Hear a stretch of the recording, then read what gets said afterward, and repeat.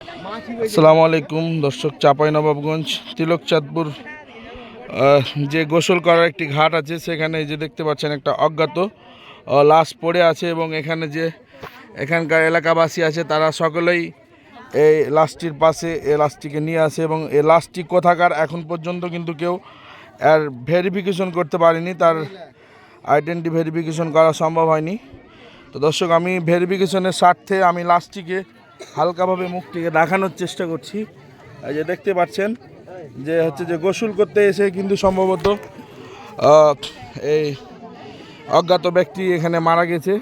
তো বেশি বেশি করে এই ভিডিওটি শেয়ার করবেন এবং মহারাজপুরের মধ্যেই এই লাশটি যাদের হবে অবশ্যই তারা নিয়ে যাবেন। আমি কিন্তু পুরোটাই দেখাতে পারছি না, মুখের অবস্থা একদম একটা অন্যরকম অবস্থা হয়ে আছে।